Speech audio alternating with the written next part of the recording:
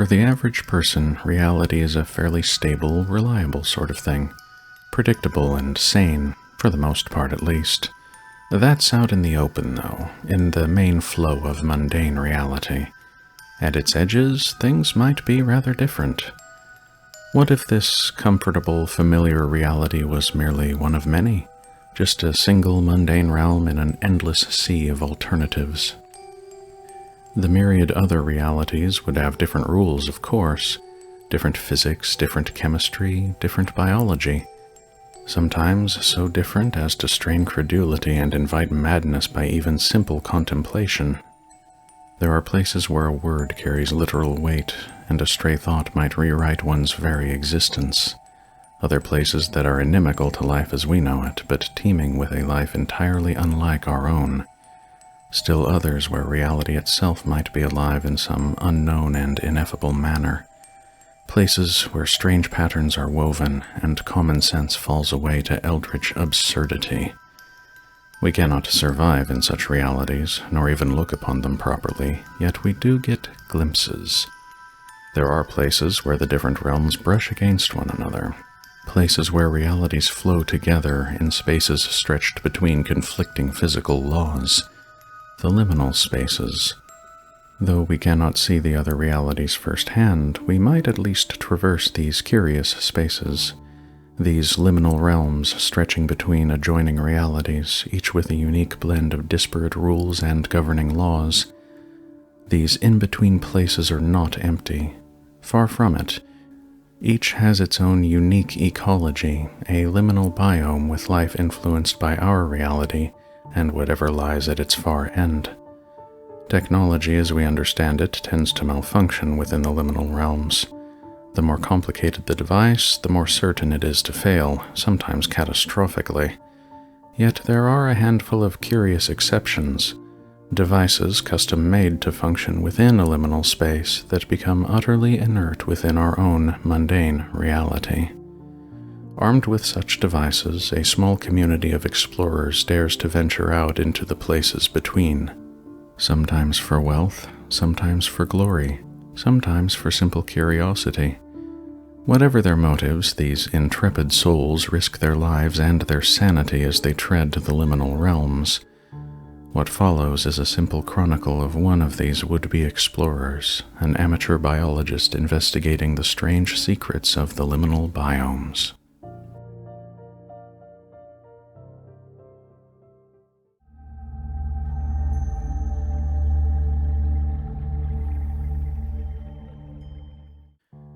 It has been a quiet summer, at least since the expedition. I've had the pleasure of seeing a number of papers published in various scientific journals detailing some of the more sensational findings from the Labyrinth Coast. Charlotte even had an accolade or two, which she seems more than satisfied with. As for me, I've been busy enough with analyzing the samples from that strange realm. Even so, at this point, such matters are more or less at a close. At least unless I'm prepared to revisit the locale, which isn't feasible without a sizable crew of professionals. Normally, this halcyon state of things wouldn't be so bothersome, but alas, Charlotte has been increasingly ill at ease. She's an indispensable sort in the wild, but without a bit of adventure in her life, she soon becomes quite restless.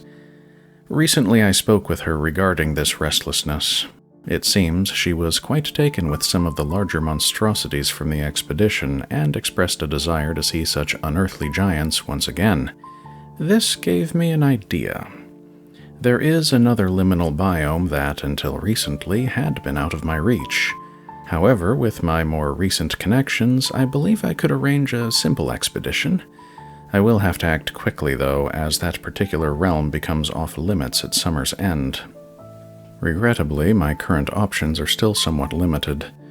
It is with some reluctance that I have written to one of the colleagues from the Labyrinth Coast expedition. He had expressed some interest in further collaboration. The realm I hope to bring Charlotte to is another low-gravity liminal biome. As such, the fauna can grow quite large and imposing. I will admit I have been interested in exploring the place for quite some time now. I have a theory to test, but I'll worry about the details after securing passage. The biome is one of the oldest of the known liminal realms, or rather, it was found by human explorers quite a long time ago. With over 1,000 years of intermittent visitations within recorded history, the place has gathered a number of different names.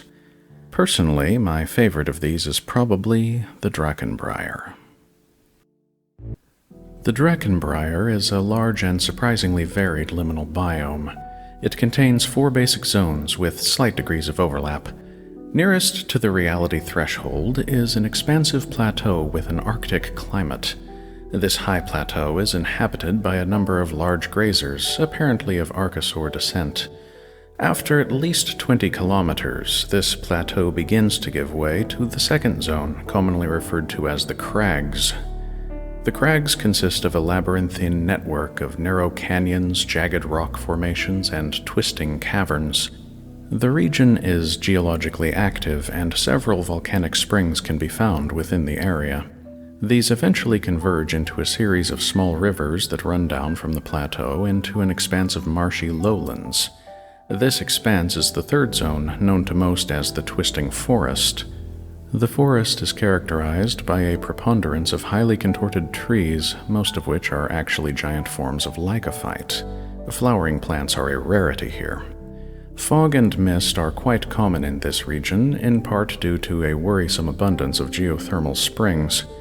Some of the local plant species have adaptations to harvest water from the air via condensation. Many of the larger animal species are quite impressive. Collectively known as draconids, these vertebrate tetrapods appear to blend mammalian and reptilian features. The fourth zone is defined by increasingly severe geological activity, with frequent earthquakes and volcanic eruptions. The sky is often clouded by falling ash, and there are a number of barren expanses of hardened basalt. The vegetation here is characterized by an oddly aggressive tenacity, taking the form of twisting briars and brambles. One of the most common names for this region is the Hell of Thorns. It has been a busy week since my previous entry. I'm writing from the hold of a ship off the northwest coast of Caledonia. Thankfully, this part of the journey is nearly at a close, as I can already feel the vessel slowing to dock. It seems we have reached our destination at long last. It is a small, rather desolate island, little more than a crag of rock jutting up from the troubled sea. I managed a rough sketch while I was up on deck in desperate search of fresh air. If anything, there was too much air, as the wind nearly tore both pencil and paper from my grasp several times. Still, I managed to find a sheltered enough spot for at least a quick drawing. No doubt I'll have to elaborate on it later. The seas have been rough enough to leave me feeling quite sick for most of this maritime voyage. In contrast, Charlotte seems blissfully unaffected by such motion sickness. As for the third member of our little band, I could only speculate. He tends to keep such concerns to himself. I should probably note here that it is common practice for liminal travelers to employ pseudonyms as a matter of basic precaution. This has been the case ever since certain regrettable instances with the Fey courts, but that is another story for another time. Our patron for this venture has chosen the name of Professor Tobias. Charlotte and myself have taken to simply calling him Toby. He has yet to show whether this pleases or annoys him. It is later now, though not by much. We stepped onto the island without incident and were led into a rather unremarkable cave near its center. I felt the familiar tension of a gate ahead, that almost indescribable sense of space twisting and warping about oneself. Then there was the faint sense of falling sideways as we passed through. My footsteps feel considerably lighter now, as the gravity reduction is noticeable even this close to the threshold. I'm currently within a sort of fortress within the cavern beyond the gate. This place functions both as a security checkpoint and a supply station, vital for those who intend to step out into the realm beyond. It seems hospitable enough, though the handful of people working here seem quite surprised to see us. Apparently it is very close to the end of the season now, and they are more accustomed to seeing people leaving rather than arriving. It serves as a reminder that time is short. At least I have a clear enough idea of where I'm going. In addition to the customary guides and explorer manuals, I have brought a small copy of a rather esoteric text. a collection of myths said to originate from some of the earliest Nordic settlements within the Drakenbriar. Alas, these settlements are long since abandoned, and even this collection was compiled at least a few hundred years after the proper accounts were first set down. Even so, I might hope for some useful clues within the pages. At the very least, it should provide some potential entertainment as we travel. For tonight, though, I will be reviewing the more formal and scholarly notes regarding the High Plateau. With any luck, we'll be setting out tomorrow morning without incident. The High Plateau is a region of Arctic tundra located nearest to the threshold within the Drakenbriar liminal biome. During the summer months, this plateau is populated by a number of large grazing species of apparently Archosaurian lineage. To call them dinosaurs would be something of a misnomer, though they do appear to be direct descendants of these infamous reptiles. Most are characterized by thick coats of insulation with a generally drab coloration. This appears to confer protection against the cold and camouflage against aerial predation. During the colder months, the high plateau becomes effectively uninhabitable, and these grazers retreat deeper into the biome. They overwinter in a state of semi-hibernation within a series of narrow valleys and cave systems most often referred to as the crags. Despite the harshness of the climate, it is relatively stable within a geological timeline. Thus, the region has acted as a surprising refuge for lineages that vanished during mass extinction events. Most of the high plateau inhabitants appear to be survivals from the Cretaceous era. At first light, our trio finally emerged into the open air of the high plateau. We had purchased the necessary attire, which consisted mainly of heavy furs laced with a number of chemical substances. These are meant to serve as repellents against the Arctic mosquito population, as well as larger winged menaces. Their content is interesting to me, but alas, it appears to be a closely guarded secret among the organizations that manage this biome. While the place seemed much like any other span of desolate tundra, there were a few odd differences. Of course, the reduced gravity is one such difference, and it has done wonders for our carrying capacity. Each of us is able to carry several weeks' worth of specialist rations, which is just as well. Deeper into the biome, nearly everything appears to be either poisonous or essentially inedible for humans. To a practiced eye, there are a few other differences evident. Many of the plants here look like brown dead grass. However, a closer inspection reveals something more akin to bryophytes, filled with tannins and carotenoids that make them look dead, even when they are quite thoroughly alive.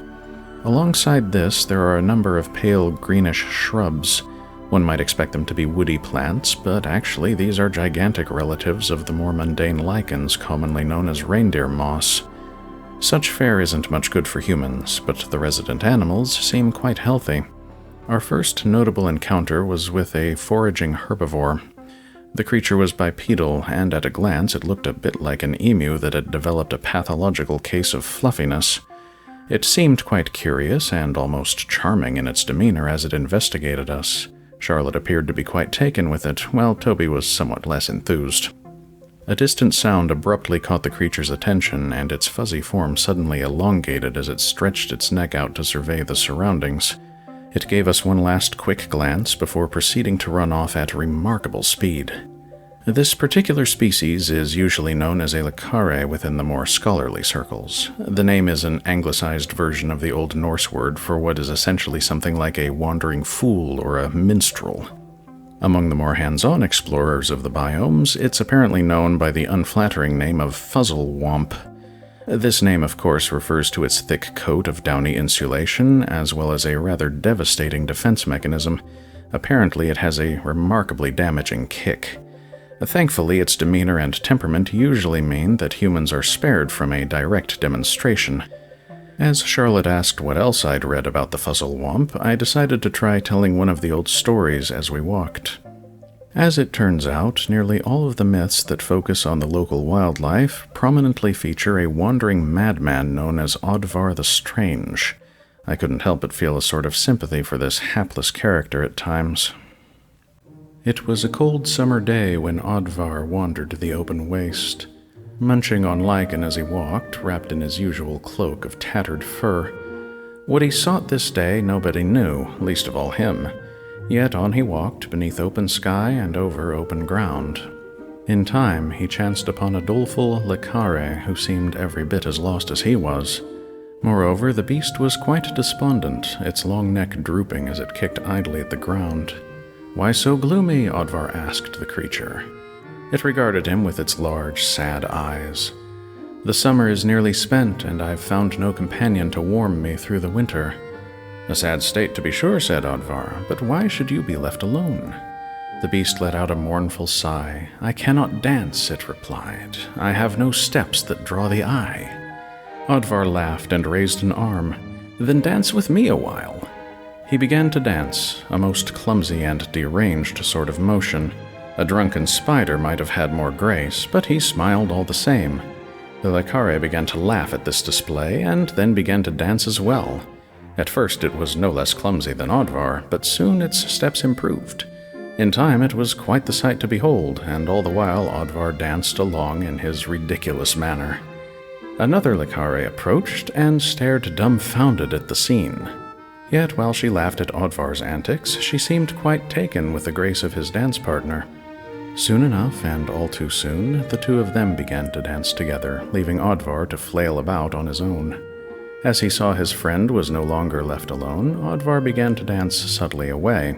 They scarcely noticed as he slipped off, to wander further on out in the open, munching on lichen as he walked, wrapped in his cloak of tattered fur. After a full day of walking, we've at last found our way to one of the old keeps. These are relics from the initial Nordic settlements, maintained and in many cases restored for modern use by explorers. All three of us were glad to get indoors as the sun was setting. Winter feels entirely too close already, even if summer isn't quite over with yet. Only a few people were present in the keep, mostly staff by the look of things. They all seemed eager to be leaving the biome for the winter. With such a relative lack of company, we had our choice of accommodations, plenty of rooms to settle into. Charlotte is in good spirits and seemed quite entertained by the tale of Oddvar and the dancing Fuzzlewomp. She asked if there was anything to the dancing or if that was all simple absurdity. In truth, these odd creatures are known for having courtship dances much like those found in certain types of bird. This grain of truth seemed to pique her interest all the more. I'll have to try telling a few more of the stories as we go. Toby was his usual disinterested self, at least as far as such tales are concerned. This is thankfully to my advantage. Still, he does have rather keen interests in other things, such as the purpose of this trip I requested his aid for. He scarcely lets me forget that he is essentially funding this expedition and as such expects to be brought in on my plans. Fortunately, I did have an answer prepared. It might even be true. I brought his attention to some of the more grisly folk tales of the Hell of Thorns and its resident creatures. I believe there may be an as yet undocumented symbiosis between the briars and certain varieties of lindworm within their range. Toby seemed quite captivated by this idea and began taking notes as I outlined these theories. This appears to have galvanized the man, and I expect that tomorrow will start quite early for all of us.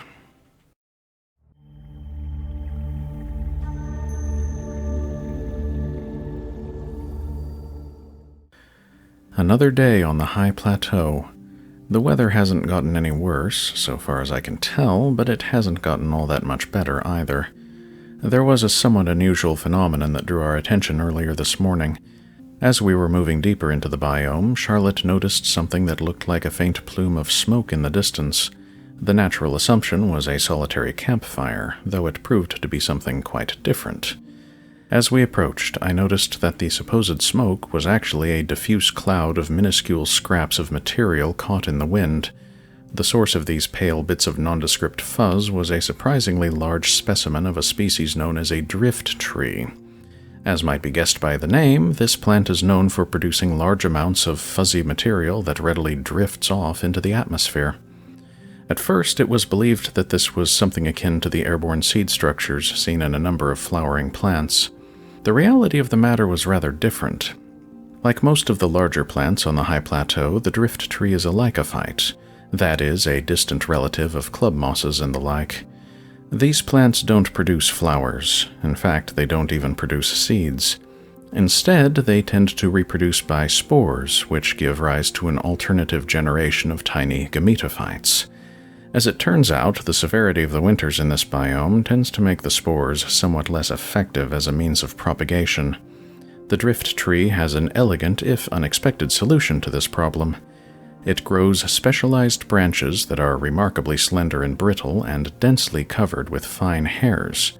These readily break away and are borne aloft on even the slightest of air currents. On the high plateau, wind is not difficult to come by. Wherever these fragments land, they attempt to take root before winter descends.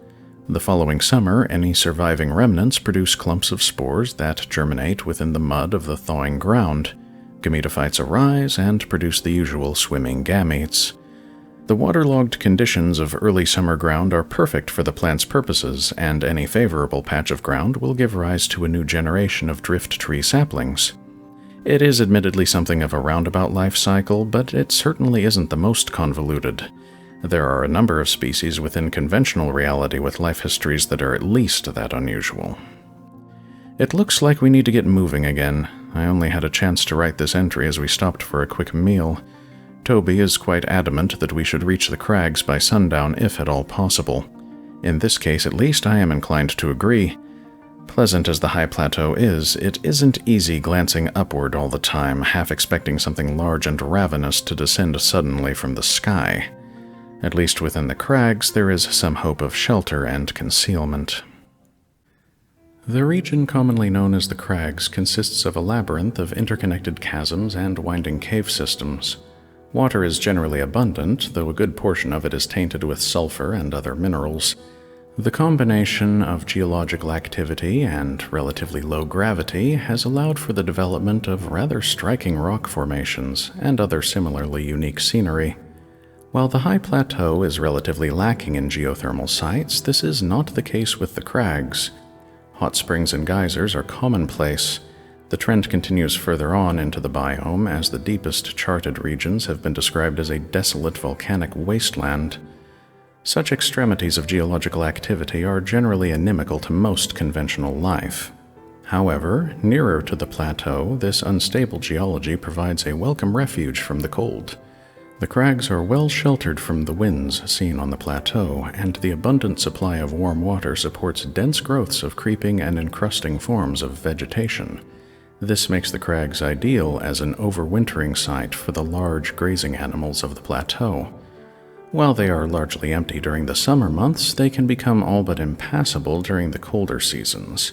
This is one of several reasons for human abandonment of the biome every winter. Morning has given way to afternoon, and we're still traversing the open tundra.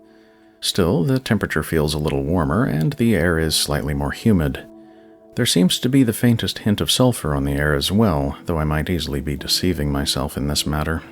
After all, we have a certain incentive to reach the crags before nightfall. That said, today's travel hasn't been particularly unpleasant, or even all that uneventful. We've happened upon a number of Grimrest grazing in their relative isolation. The name Grimrest is loosely derived from a Norse term that roughly means grim horse, no doubt a reference to the habit of these creatures. They tend to seem rather dour and unpleasant in their attitudes, or maybe just aloof. The similarity to horses is reasonable enough, though personally I'm reminded more of llamas for some reason. I have heard them informally called llamasaurs once or twice, and they seem to have come by the name honestly enough. If one could imagine a small sauropod dinosaur trying to blend in with a herd of llamas, one might arrive at something pretty close to these strange herbivores. Thus far we've kept our distance, and they've done the same. There have been curious looks, but they were fleeting. The creatures seem to have a grim determination to devour as much of the low vegetation as possible as summer fades towards winter.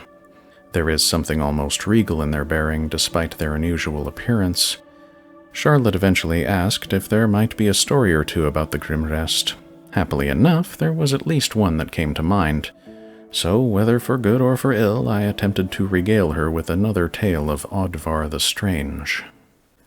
It was a cold spring day when Oddvar wandered near the crags, clad in 2 coats of tattered fur and mottled cloth.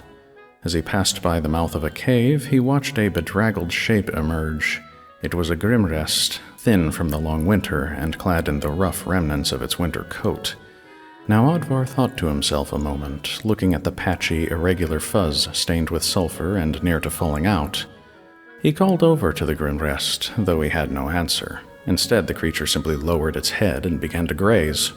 Slowly, Oddvar approached and was grunted at ominously. Yet the thing didn't depart from its grazing, so he cleared his throat and spoke again. "Pardon me, good sir," he said, affecting his best manners. "I couldn't help but notice the regrettable state of your normally majestic coat." This drew a sneer from the Grimrest as it muttered bold words from one dressed in such rags.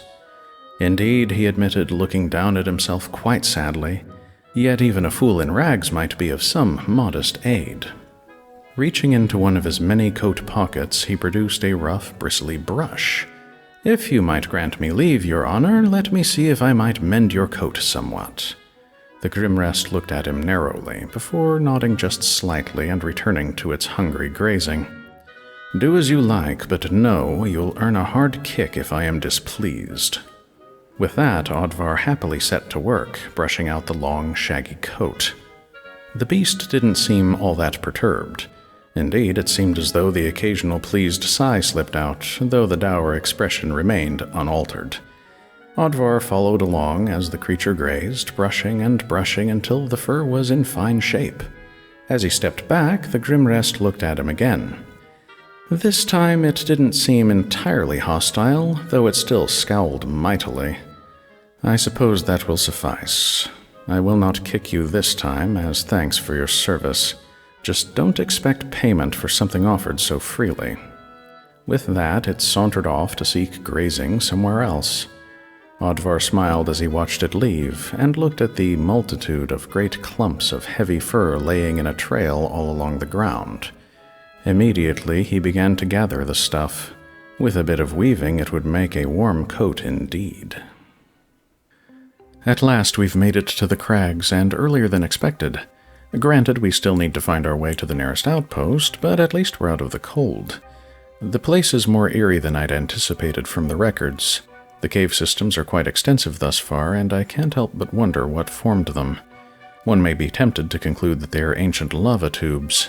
This is possible, but I suspect the truth of the matter is a little more complicated. I would suspect some of the caves were formed by volcanism a few eons ago, but these initial formations were probably expanded upon by the activity of the resident animal life. Certainly there would be an incentive for the grazers to expand their winter shelters, and their limbs are reasonably adapted for digging up tubers and the like as part of their diet. Still, this is all just speculation on my part, and difficult to confirm or refute under current circumstances. Water is quite abundant here, and most of it is steaming. Not boiling by any means, but definitely warmer than the air above it. We found ourselves walking past a rather large subterranean lake in our search for the outpost. There was a curious device by the shore that looked like a series of brass tubes and mirrors. Toby recognized it as an improvised sort of aquascope, that is, a device for looking beneath the water. It was in fairly rough shape, but with a bit of effort I was able to bring it back to a state of at least basic functionality. It was worth the effort as it turned out. As I peered into the array, I saw a strange shape gliding through the waters below. It looked almost like a fish wearing a toad's head. The fins were fleshy, which wasn't much of a surprise. According to what I've read, virtually every fish in this biome is a lobe fin of some sort or another, cousins of the lungfish and coelacanth and the like. A slight adjustment of the mirror angles revealed a somewhat more mysterious denizen of these particular depths. A serpentine creature that seemed like another lobe-finned fish at a glance. The formal name for this creature is the Ormfisk, another bit of Old Norse, badly mangled and rather anglicized. It translates roughly into snakefish. As such, the name is misleading in one sense, though in another sense it is fairly accurate. Apparently, these Ormfiska are aquatic reptiles, and previous investigations suggest they are cousins to the draconids that live deeper within the biome. As air breathers, they have a habit of lingering at the water's surface sometimes, particularly while they are resting. This posture apparently gave off a sense of something like meditation, and according to some superstitions, these curious reptiles might serve as oracles. There are a few occasions among the old stories when a person seeks out an Ormfisk for advice or prophetic predictions. The most colorful example of this is found in another of Oddvar's tales. It was a tranquil evening in the crags when Oddvar strolled along in his tattered cloak. He walked the water's edge for a time, gazing into the murk, until he saw a pair of eyes gazing back. It was an Ormfisk, and a large one at that, watching him languidly from the water. "Good evening to you, madam," he said with a sweeping bow. The Ormfisk chuckled with a strange, gurgling bellow. "Well-mannered for one of your ilk. What brought you to my home this evening?" "Simply out for a walk, as the weather has been fair, though the wyverns have been troublesome. So I thought I might walk the world beneath for a time." "And you have no need of hunting or farming, that you idle your time away in such a walk?" "I forage well enough, thank you, but you seem wise, your honor." The Ormfisk puffed itself up a little, looking quite pleased. "That I am indeed." "What secrets do you keep, wise one?" "Secrets not fit for you to know. I have seen what lies at the bottom of these depths, hidden away from living memory." Oddvar sighed, sitting lightly on the shore. How lonely it must be, keeping secrets all to oneself. "It is a noble duty," came the reply, though there was a sadness in the creature's eyes as it said so. "Well then," said he, "let us share a secret. Since yours won't do, perhaps one of mine." With that, he reached into his coat and retrieved something wrapped in cloth. The Ormfisk swam nearer, curious yet cautious. She sniffed at the air as he began to unwrap the something. By the time the cloth fell away, the creature was almost within arm's reach. What he held in his hand was a piece of cured meat, dry and stained with smoke. He peeled a fragment away and tossed it into his mouth and began to slowly chew.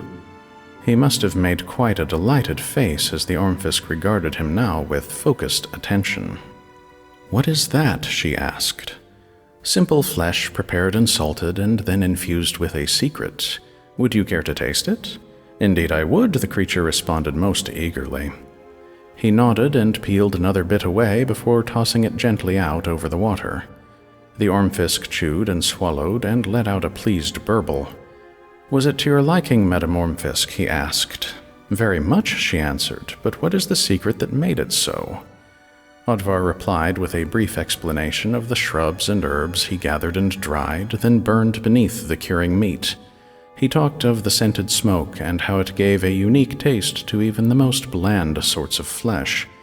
All the while, he shared his humble feast with the creature, each of them chewing on bits and pieces in turn until only the empty cloth remained. "A secret for a secret," the Ormfisk said solemnly. "You spoke of hiding from wyverns before. I will tell you how to keep them well away. There is a very particular herb you must seek out and mingle with 3 other ingredients. These then must be held together in darkness for the turning of 1 moon.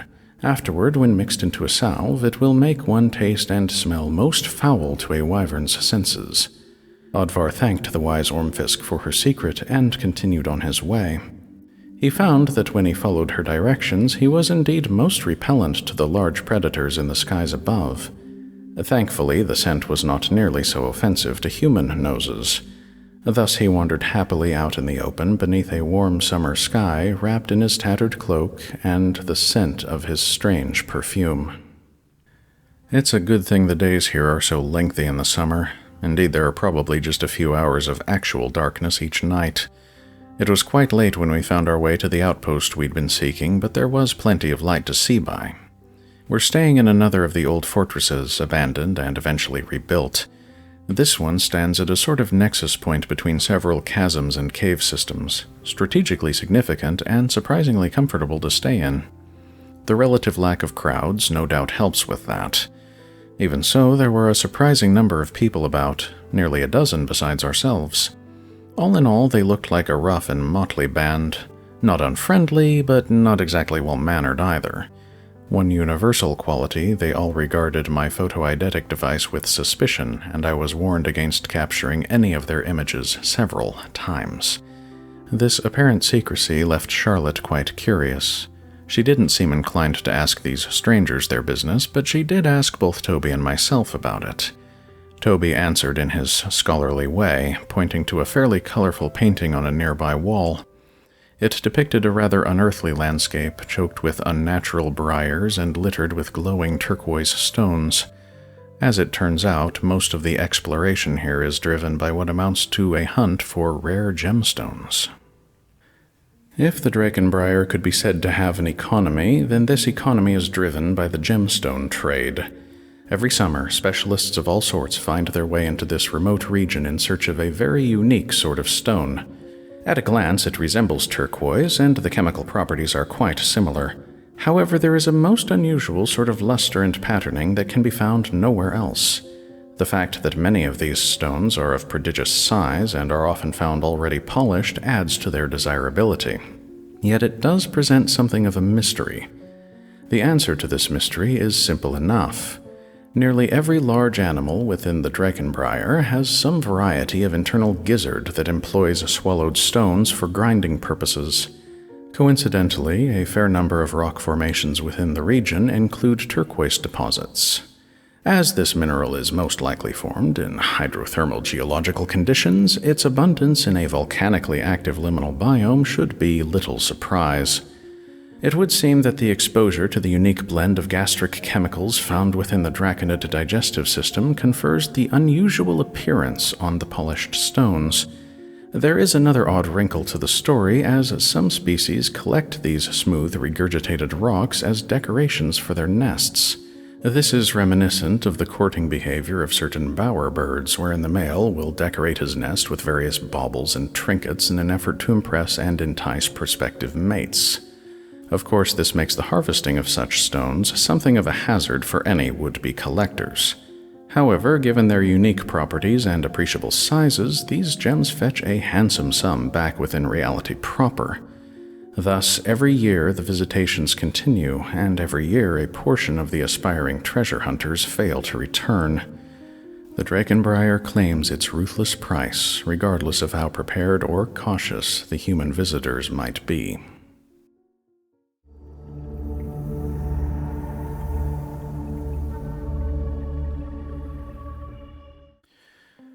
Yesterday, the crags felt like a refuge from the descending night. Today, they seem more like a prison. There is a claustrophobic quality to the region I had not properly anticipated. The air is rather foul in places as well, between the acrid tinges of sulfur and the wet, earthy scent of half-rotted vegetation. This isn't to say the place is altogether unpleasant. I've enjoyed the lush, unearthly growths of moss and lichen. The presence of rusted red and orange hues adds to the unusual charm of the place. There are also some rather large, thankfully flightless arthropods clambering about in this hidden wilderness. Alas, my traveling companions are not quite so delighted with the strange little bits of natural history that suffuse this place. Both Toby and Charlotte seem eager to get back out into the open, despite the cold and the potential hazards. I can't honestly blame them. There is a certain logic to finding a bit of high ground for better navigation. It's entirely too probable that we've been taking needless detours, possibly going around in circles on at least a couple of occasions. The crags aren't easy to navigate, particularly for would-be explorers like us who are still new to the locale. Even so, the cold doesn't trouble me nearly so much as the aerial threat. The further we proceed into the Drakenbriar, the more likely we are to encounter a hunting wyvern, a predator of sufficient size and ferocity to present a very real danger to humans. Though I have voiced these concerns, I cannot dismiss their counterarguments. Maybe if this were the beginning of summer rather than its end, we would have the luxury of ample time to find our way through this maze. As it is, we may well have to take our chances out in the open. Granted, we will not be entirely defenseless between our camouflage and the chemical draconid repellent. Even so, I'm not inclined to push our luck. As we search for a suitable path onto higher ground, Charlotte has asked if there are any tales of wyverns. Perhaps she is merely being prudent, asking for any information that might be of possible use on the matter. I'm more inclined to believe that she's trying to ease my worries with a bit of distraction. I'm not certain if I should feel annoyed at such coddling or grateful for such care. I suppose it doesn't matter greatly. As it turns out, there is indeed a story of Oddvar dealing with a wyvern. Honestly, though, it seems more far-fetched than most of his other tales. It was a misty evening when Oddvar got lost in the twisting forest. For hours he wandered aimless and hopeless beneath the thorny boughs. He thought to himself how unfortunate he must be, as briar and thorn tore at his already tattered cloak, though at least he was alone, or so he had supposed. This happy thought was quickly ended as a creature emerged into view. Great wings unfurled, revealing a monstrous form. Blazing eyes regarded him as a maw of daggers opened in a deep, rumbling laugh. A wyvern had appeared, seemingly from nowhere, and Oddvar knew it meant to have him for supper. Thinking fast, he retreated into a thicket, though it felt more like a cage as he peered out at the monster. The wyvern, for its part, was not impressed. It stepped closer, leering hungrily. "Come out, little one," it said in a voice that dripped with poison. "I see that you are lost. Come out and I will ensure that you are never lost again." "I have no doubt you would," Oddvar responded, trying to keep his voice steady. "Yet do you not worry I might cause you indigestion?" The wyvern laughed. "I gnaw the very thorn trees down for my own amusement. There is no barb you might conceal that would do me harm from within." "Then let me at least warn you of the barbs I carry hidden away. What harm? Your meal will only be delayed a little while. After all, a struggling prey tastes all the sweeter, does it not?" The creature considered, then crouched low, its wings wrapping loosely about itself. "Then struggle, little prey, and let us see if it improves the taste of your marrow." With that, Oddvar began to enumerate a number of hidden knives and axes, a catalogue of subtle poisons, and various other devices. In answer, the wyvern declared for each one that it would not hinder its meal. Minutes passed, and the myriad tricks and traps grew ever more improbable, becoming altogether absurd. This only seemed to amuse the wyvern, for a while at least, but soon enough it began to grow impatient.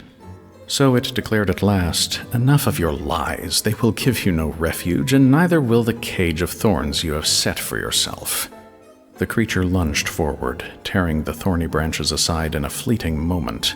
It seized upon Oddvar's tattered form, and its jaws closed upon cloth and empty air. For you see, all the while he had been speaking, Oddvar had also been slowly and quietly moving. He had slipped out of his cloak, leaving it standing upright, held in place by the briars about him. Step by step he had slipped quietly away, throwing his voice by an old trick he'd learned years before. So when the monster thought to take him, it took only a spare cloak. Yet Oddvar was a generous sort, and he thought it only fair to leave a gift for the wyvern.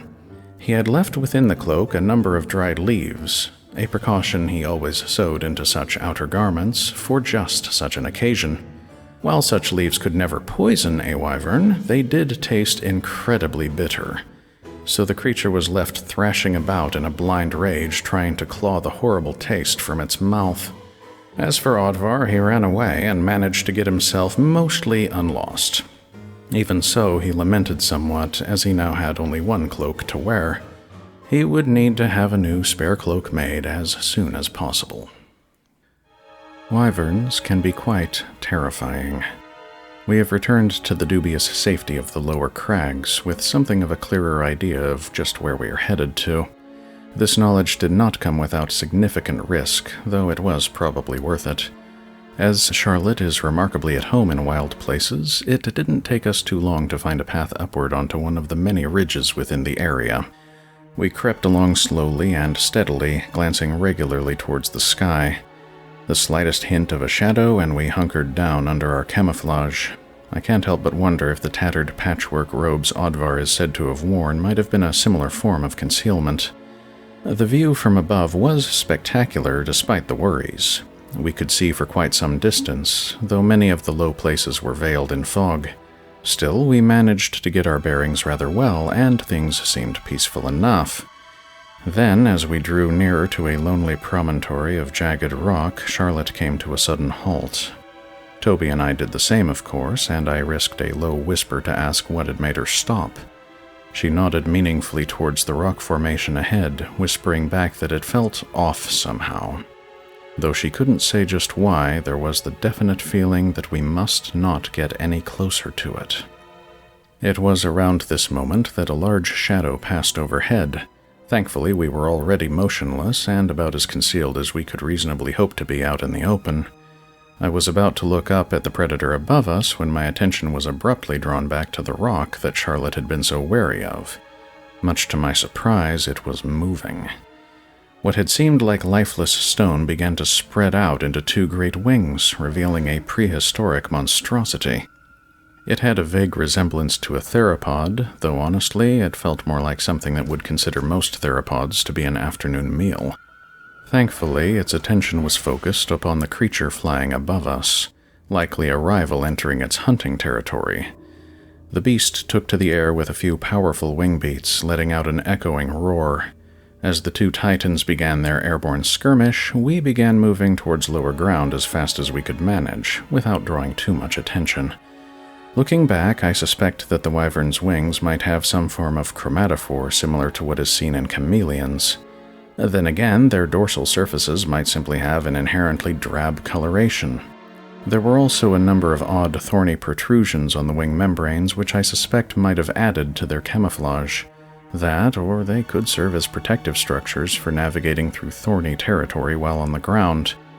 Plenty of mysteries about the creatures, and most who've tried to look into them have ended up on the wyvern's menu.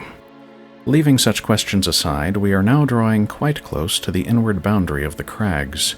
The air has grown heavier and more humid. If we keep to our current course, we should reach an outpost at the edge of the twisting forest before nightfall. Within the Drakenbriar, one region in particular stands out as having an especially verdant ecology. The twisting forest is a large expanse of lowland vegetation shrouded in dense fog.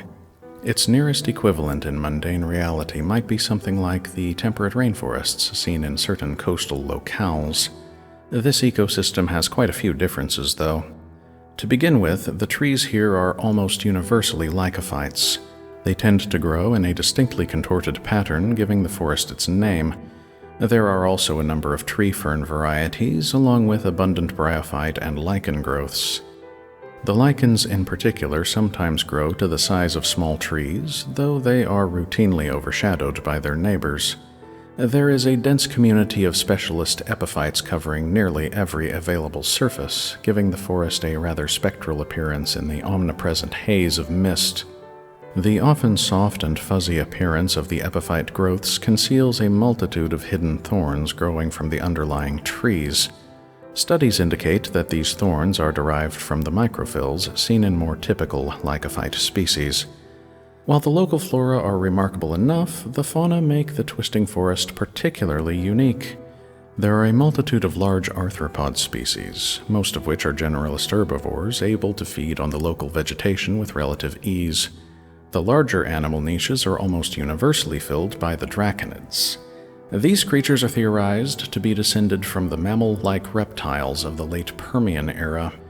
If so, the Drakenbriar might well have functioned as a refuge during the Permian extinction event. Whatever the ancestral forms might have been, the modern draconids are a varied group that includes the infamous drakes, wyverns, and lindworms, as well as a number of other smaller species. Despite the broad variations in body plan, the draconids have at least a few common qualities. They all have an omnivorous habit tending towards carnivory, though they will also readily engage in opportunistic scavenging. Their features appear to hold an almost even blend of reptilian and mammalian aspects. Most of the known species stalk through the undergrowth of the twisting forest in search of suitable prey, and end up falling prey to each other as often as not. At last, after many hours wandering through the crags, we've come to an outpost at the edge of the lowland forest. Still sheltered by rock, still half hidden away, but only a short distance from open ground. Well, open in a geological sense at least. One could hardly call such a forest an open place. This outpost is unlike the monolithic fortresses we've seen before. Instead, it consists of a few small buildings perched on cliff edges tucked away among the crags. Many of the rooms are carved out of stone rather than constructed.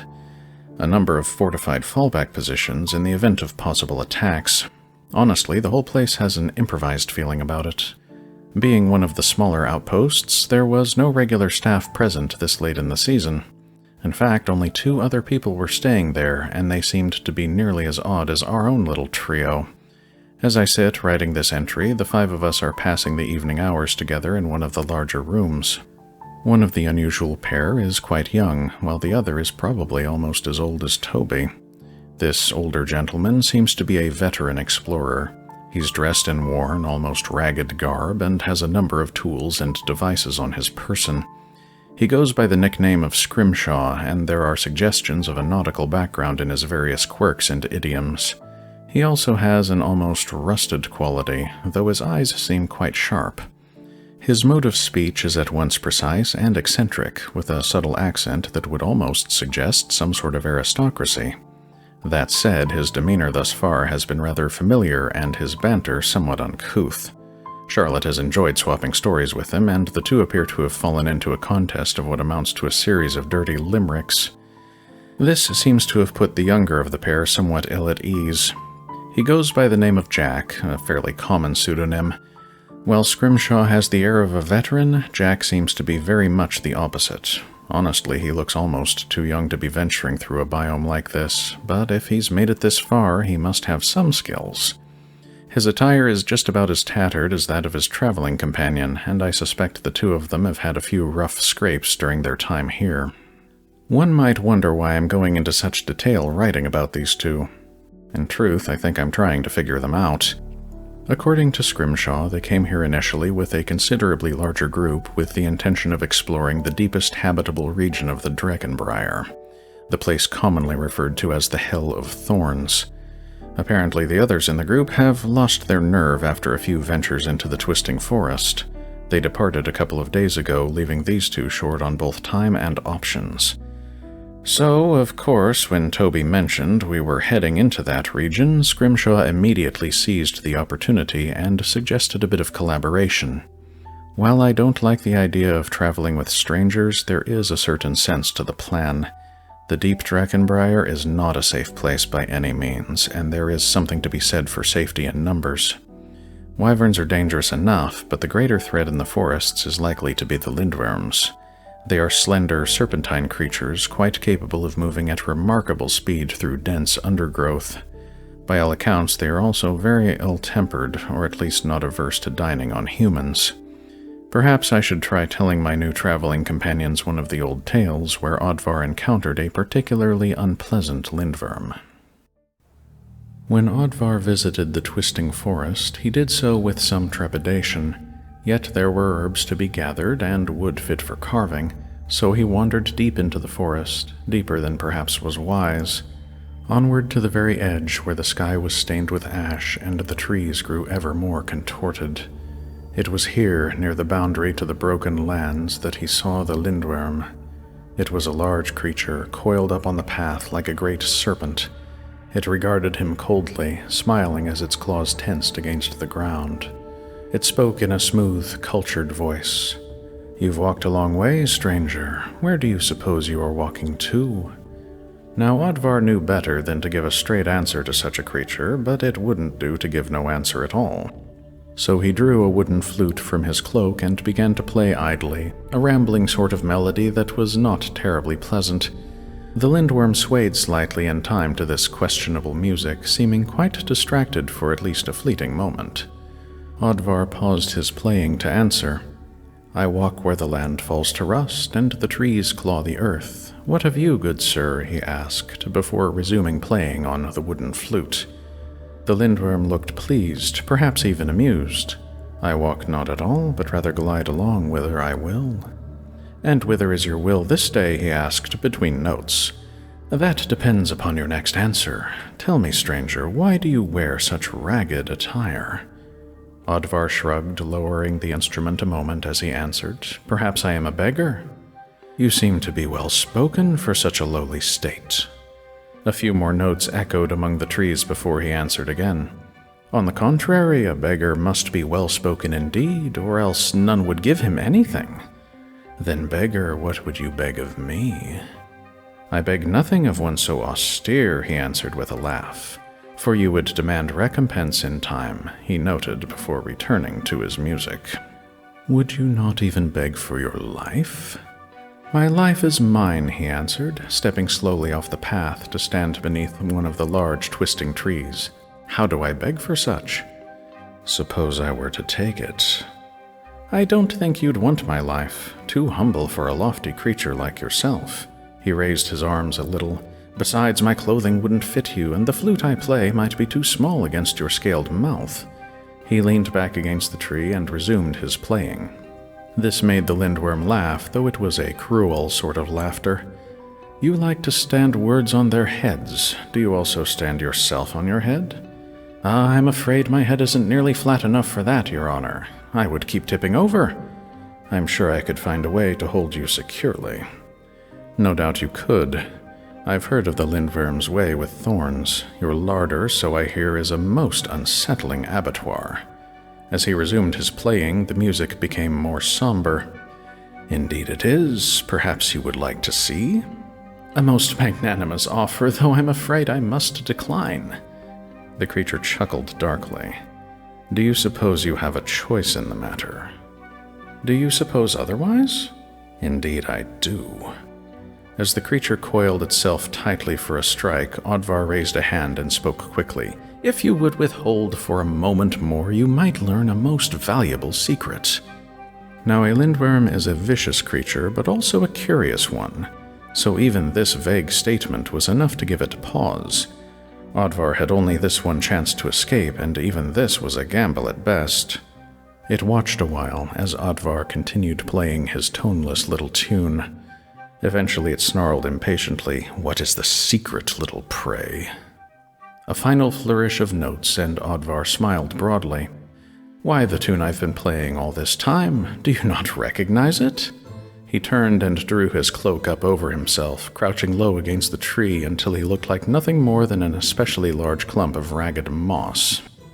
The lindworm didn't have time to comment on this strange display before a massive shape descended from above. The wyvern's talons dug into the scaly hide of the creature as its jaws closed about the lindworm's head. It barely had a chance to cry out before it was silenced by the larger predator. As for Oddvar, he watched in silence, motionless as the winged terror devoured its prey. The flute, as it turned out, was not so much an instrument as a call. He had all the while been making sounds not unlike those of a distressed licare. In other words, a mimicry of prey to any wyvern in the area. A lindworm would normally have sheltered within the twisting briars, slithering away safely concealed from aerial attacks, yet this creature had foolishly stayed in the open on the path, thinking to waylay its own prey. It had been so distracted that it had failed to watch the sky above. The wyvern made a quick meal of the hapless little predator, devouring it bones and all before taking flight once more. If it saw Oddvar at all, it didn't seem to pay him notice. After all, it had eaten quite well already. He stood slowly, watching it fly away into the distance as he resumed his walk along the path. The valuable secret, he supposed, was that sometimes predators might also become prey. It's mid-morning now, and the crags are more or less behind us. Ahead, things are not quite what I had expected. After reading the accounts, I'd imagined an expanse of relatively flat, featureless lowlands covered in a verdant forest and shrouded in mist. The mist part was accurate enough, at least. Most of the foliage here is more brown than green, an autumnal sort of rusted hue. Still, the leaves aren't dry or falling off by any means. That's a funny thing as well. I hadn't expected lycophyte trees to have proper leaves. At a glance they seem to, but it could just be the dense epiphytic populations clinging to their branches. The terrain is still craggy and uneven, with isolated peaks still rising above the mist, yet our current surroundings are far more open than what lies behind us. I can't be sure how this might change up ahead, as whatever the trees fail to obscure, the mist conceals quite effectively. There are distant rumblings in the air like far-off thunder, barely audible yet still unsettling. The sulphurous quality of the air seems to have grown a little stronger, though it is thankfully still relatively subtle. The atmosphere is considerably warmer here, which is just as well given the rising humidity. In colder weather, such humidity would sap the heat away with alarming efficiency. We are now a band of 5 rather than 3. Our heavy fur overcoats have been changed out for lighter cloth, dyed with colors more appropriate to the mottled forest ahead. In place of the sound of wind, the air is filled with the low chittering of largely unseen animal life. This forest is known for many unique species of arthropod alongside the more famous draconid creatures. I saw one of these arthropods beside the path we've been walking, one of the few local species that is capable of flight.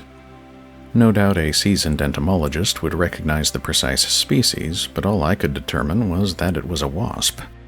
I have reason to hope it could be one of the family Cynipidae, but if so, it was a remarkably large example of the group. If it is as I hope, then this would be a very good sign, considering my primary goal in this little venture.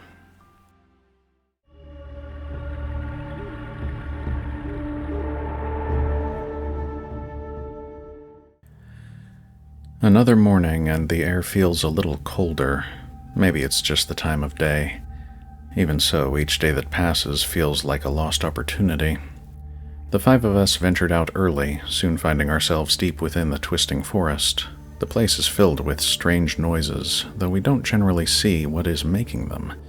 There is an unsettling stillness, but no real sense of tranquility. If I had to place the feeling, I might imagine it is like something standing just behind you, watching you intently. Yet whenever you turn around, nothing is there.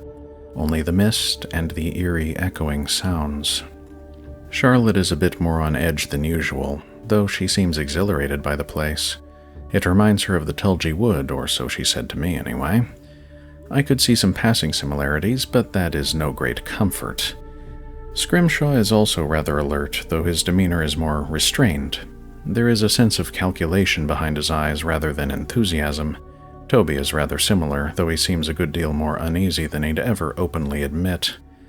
Then there's Jack, balanced between childlike wonder and a lurking fear behind the eyes. Not sure we should have let him come with us, but he seems competent enough thus far. One of the few creatures we've actually seen was something resembling a large beetle scuttling across a clearing. When I say large in this case, I mean approximately the size of a human head. It looked herbivorous at a glance, though none of us felt much like testing that assumption. It paused to look at us for a moment, raising its body in an odd sort of stance. Maybe a threat display? Thankfully nothing else happened, and it soon vanished back into the undergrowth. There was a somewhat more pleasant encounter with a fairly charming little flying creature. It hovered before us for a few moments, then darted about as though to inspect us from various angles. Amusingly enough, it seemed to be more curious about us than we were about it. I recognized it as something known as a runelater, at least in the old texts. The name roughly translates into mysterious laughter, and I suspect these creatures might be the source of most of the odd, eerie noises we've been hearing. While runelater is the formal name for these creatures, most explorers tend to refer to them as wyvern bats. It didn't take much imagination to see why. As it hovered about us, I could see that it did resemble a miniature version of a wyvern, though not nearly so ferocious. If one were to somehow combine the features of a mythical dragon with a common bat, the result might look a good deal like this. In any case, the little creature lingered for less than a minute all told. Then it was off on its way once more, vanishing into the misty forest with an unearthly keening sound. After I watched it leave, I turned to Charlotte. She had seemed quite charmed by the little winged beastie for whatever reason, and its departure had left her with an odd sense of melancholy. Maybe it merely brought that melancholy to the surface. I suspect she's homesick in a sense. Neither of us have dared to return to any of the Tulgey Woods for reasons I will not revisit here. I asked if she might like to hear a somewhat endearing story about a runelater, in the hopes that it might improve her mood. She was agreeable enough, though Jack seemed more interested in all honesty. So, as we continued on through the forest, I began the tale of a particularly helpful little runelater. It was a hazy summer evening when Oddvar wandered half lost in the twisted forest. He pulled his ragged cloak closer against the evening chill, wondering which way the nearest stronghold might be. Such musings were interrupted by a haunting sound, an unearthly cry from somewhere among the surrounding shadows. For a moment he was startled, as anyone might well be, but then he smiled. He drew in a breath and let out his best mimicry of the sound he'd just heard. For a moment all was silent, then a dark shape fluttered into view. A Runelater regarded him with curious eyes, then laughed eerily. Your call was most unique, the creature chided, trying to conceal the mirth in her voice. Not as unique as yours, I'm sure, Oddvar answered with a slight bow. I must confess I was quite moved and had to at least attempt an answer in kind. The Runelater laughed again, eyes glittering in the twilight. I almost hate to say your answer was so rough I scarce could recognize it. The little creature circled about him a few times as it spoke. In truth, I came to see what manner of unhappy beast could make such a cry. I think the very trees themselves were shaken by the illness of the sound. Alas, it seems my voice isn't as sweet as yours, madam. Still, perhaps you might enjoy the second voice I carry with me. Second voice? She asked, fluttering a little closer. Oddvar gave a small nod and drew a simple flute from one of the many pockets in his tattered cloak. You imply my voice might be enough to make the very trees tremble with loathing. Well, here is a voice I have borrowed from a tree. Shall we see what the trees might think of it? The little Runelater seemed quite intrigued. So curious she was that she grasped at a branch and wrapped her wings close about herself. Then she watched, silent and expectant, as Oddvar raised his flute. He played a song that was slow and mournful, as haunted and beautiful as the forest in the twilight. The creature scarcely moved as he played, listening in utter silence. When he had finished, he lowered the flute with a smile. I believe, said the Runelater, that I like your second voice better than your first, even if it was borrowed. He bowed graciously. What a kindly sort you are, in the end. Not terribly kind, I'm sure, the creature answered. Still, I must ask now, what has brought you out into this place at this hour? Lamentably, I was searching for another tree with a similar voice to borrow, but it seems I lost track of time as I searched. No doubt I should be on my way, though perhaps you'd like to travel with me a little while? Travel where exactly? He shrugged. Only to the nearest stronghold of my kind. You've seen the place, no doubt? Of course, the little creature said. Why, I flew over it not even an hour ago, though I didn't linger. Why ever not? He asked with a look of puzzlement. At this, the Runelater seemed quite sad. The people there had no liking for my song. How uncouth, Oddvar said, now looking quite scandalized. I, for one, am quite fond of your singing, if I might be so bold as to say so. You might indeed, the creature responded, preening herself for a moment. In fact, if I might ask a favor of you, perhaps you could sing for me a little while as I walk back to the keep. I can travel at least part of the way, I think. If I might be so bold as to ask a further kindness, perhaps you would like to sing a duet with my second voice? He glanced down at the flute in his hand and then back at the little Runelater. It might be fun to see what harmonies could emerge. The creature nodded slightly, her eyes growing brighter. Indeed it might. There is but one small issue, of course. You see, if I am to keep up with your superlative singing, I may end up quite distracted. So perhaps you would be kind enough to lead the way to my destination, and I can focus all the more upon my music as we proceed. Agreeable enough, the Runelater answered, taking to the air once more. Follow then, and let's see how well you can keep up. With that, it began once more to sing its strange, laughing song, the keening cries echoing through the twilight. Oddvar followed along, matching its spectral notes with his own unearthly melodies. It was said by some afterward that an angel of the outer gulfs must have wandered the woods at that hour. Music as unsettling as it was beautiful, causing all who heard it to stop and listen. It was said by at least a few that the song could never be forgotten, though it could never be replicated either. Whatever might have been said, Oddvar arrived at the keep's outer gate just as the last of the daylight was fading into darkness. The watchman thought he saw a small shape flutter away into the trees as the strange traveler walked out into the open, but this was perhaps just a passing fancy. Still, for some years afterward, on misty summer nights, one could sometimes hear that strange angelic song, that eldritch harmony drifting among the twisted trees. The twisting forest certainly appears to be living up to its name. Even the paths here seem twisted and contorted. Shouldn't be too surprising, as most if not all such paths were made by creatures rather than people.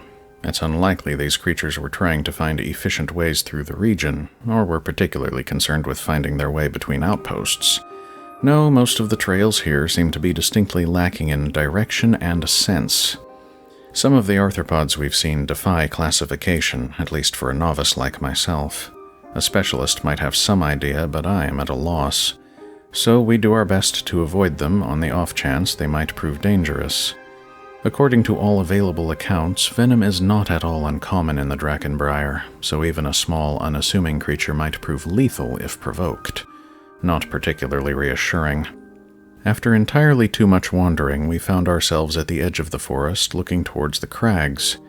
This wasn't as daunting as one might suspect, as we also found ourselves on a well-marked path with a number of carved stone markers. They were worn down, and many appeared to be little more than fragments, but at least it was something human. The path led along the edge of the forest, likely as a matter of safety. As the day progressed toward afternoon, we began to notice a distinctive repeating sound. It was a booming, bellowing sort of noise, almost a howl, yet oddly dissonant. It didn't take all that long for us to notice that our path was carrying us closer and closer to whatever was producing this eerie call. Eventually we found the source of the noise, a wolf drake, one of the larger predators in this forest. It was brightly colored and looked rather imperious, almost regal even. Scrimshaw informed us that this was a male of the species, likely trying to draw the attention of a female. If we moved slowly and quietly and kept our distance, we would probably get past him without any real difficulty. With a bit of luck, he'd be too focused on finding a mate to bother with a meal. We did as advised and eventually managed to get past the creature. It scarcely spared a look in our direction, thankfully enough.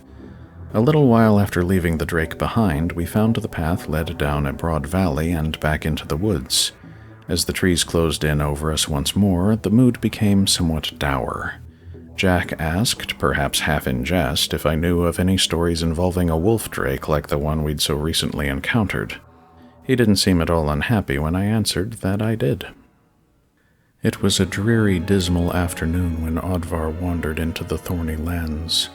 His tattered cloak was more tattered than usual, as the thorns had not been kind to such attire. Ashes fell from the sky, veiling the world in gray.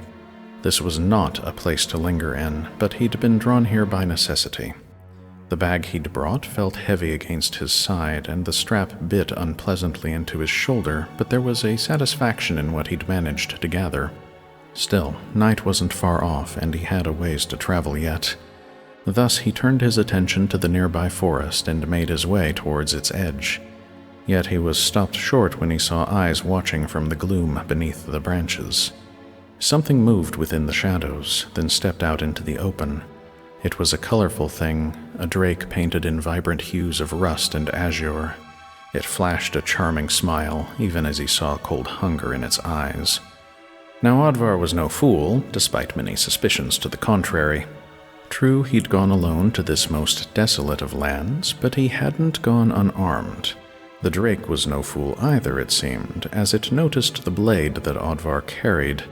Thus it spoke pleasantly to him, hunger notwithstanding. "Greetings, traveler," it said in a voice as smooth as oil.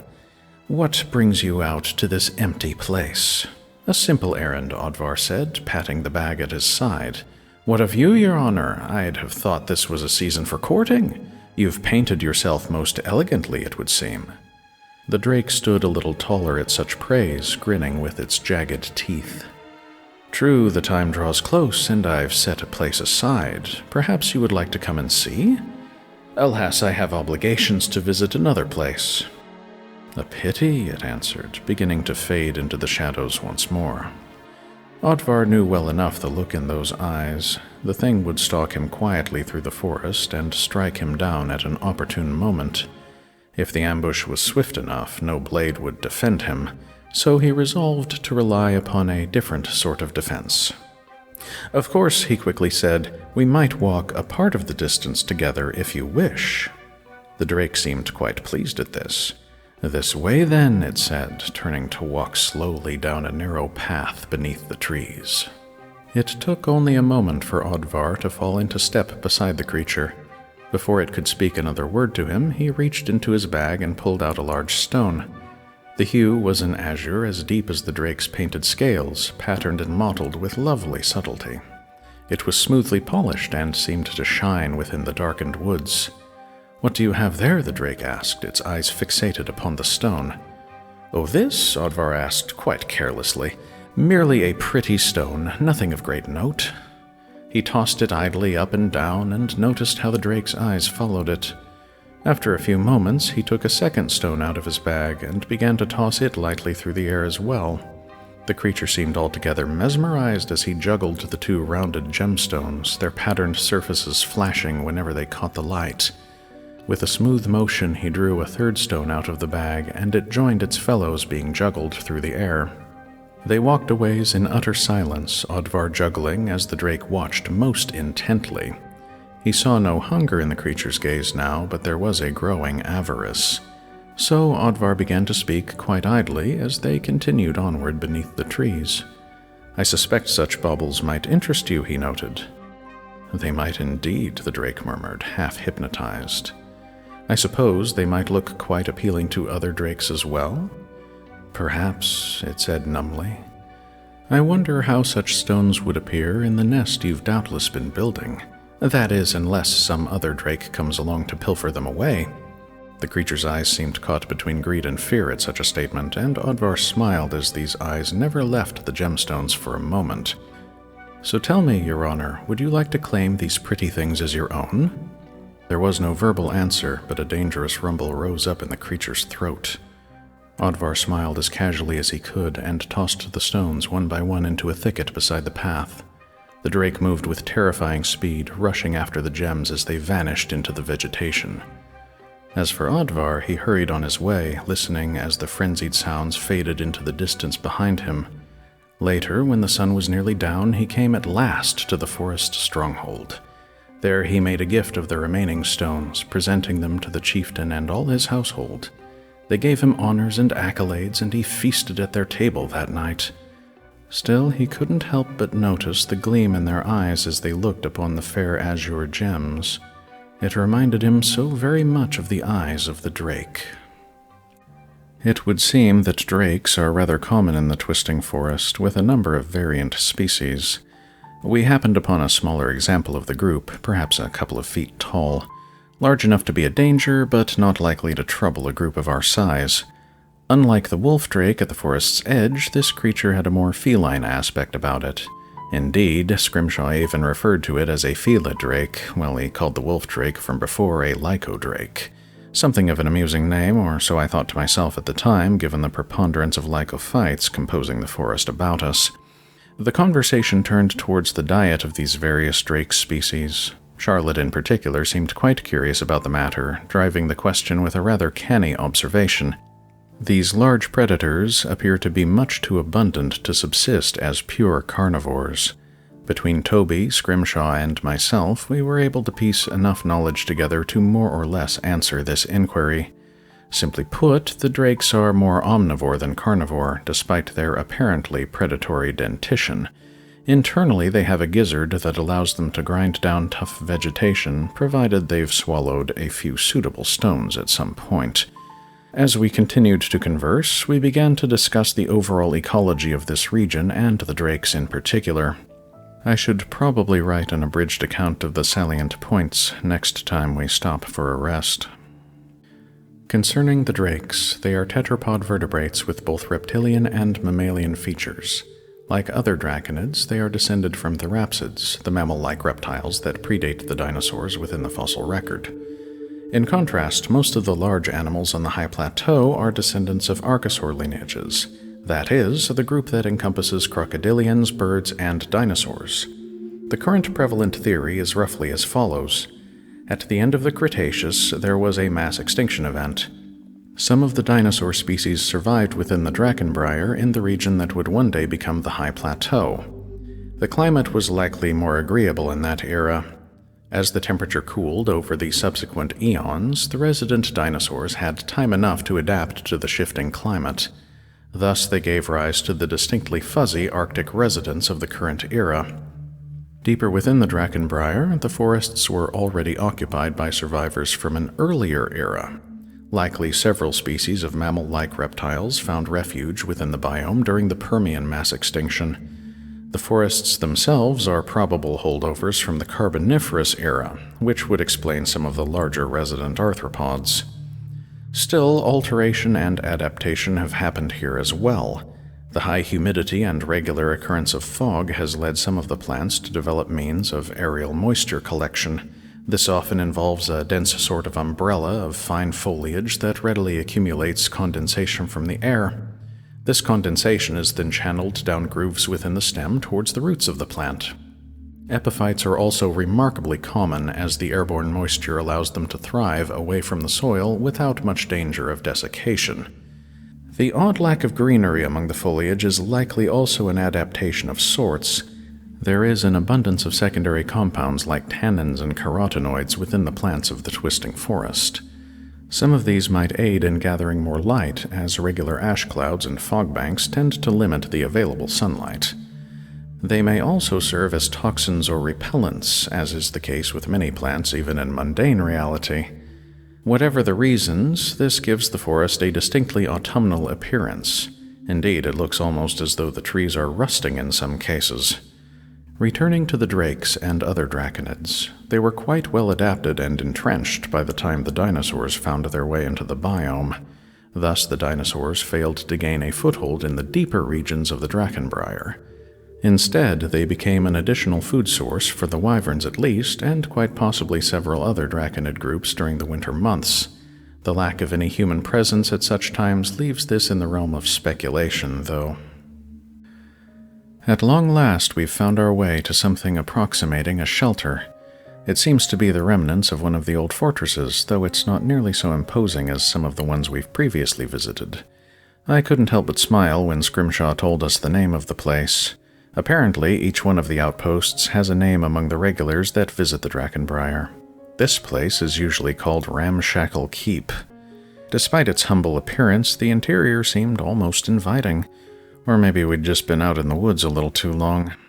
We found a few others in the place, some rather die-hard treasure hunters by the look of them. They seemed to be hoarding an appreciable haul of rounded turquoise stones, and cast several narrow glances our way before Scrimshaw placated them. After they'd been reassured that we weren't here in search of gemstones, their demeanor became distinctly more helpful. That, and perhaps a bit perplexed and amused. Still, if anything, this worked to our advantage, as they were fairly free with their information. There had been a few light snowfalls in the forest recently, and it wouldn't be more than a week or two before everyone had to be on their way. Beyond the worsening weather, the creatures were getting restless as well. Mating season was starting up for most of the drake species. We confirmed these assertions with our own account of the wolf drake we'd seen at the forest edge. Around sunset, the keep was visited by a surprising number of runlater, though everybody here referred to them as wyvern bats. When I asked about the reason for this odd visitation, one of the treasure hunters explained the little creatures frequently visited human settlements around dawn and dusk.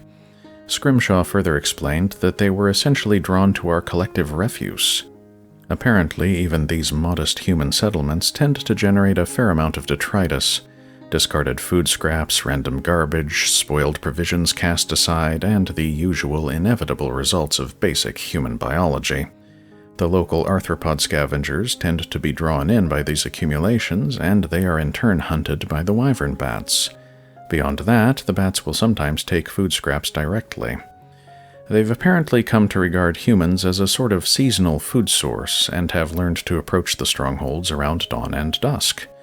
As that is when most of the occupants are either arriving or departing, it gives the greatest chance of a potential handout. This behavior is all the more interesting to me in light of the story I told earlier today. As night fell, we were serenaded by the spectral laughter of the little creatures for a time. Then, as the darkness truly began to close in, this chorus faded away to be replaced by more disturbing music. A number of deep, resonant howls began to echo through the landscape, no doubt the mating calls of several local drake species. These sounds have persisted through the night thus far. I've lingered over the fireplace most of that time, looking over my motley band of traveling companions. We've improvised sleeping arrangements together in a single room. Standard procedure in these deeper outposts, given the unfortunate possibilities of less ethical sorts stealing each other's supplies or treasures. A rare occurrence, so I've been assured, but still enough of a concern to keep people close to their fellows out here. Just one of several worries keeping me awake as I write this entry. It looks as though I'll be the last of our group to nod off, hopefully before too much longer.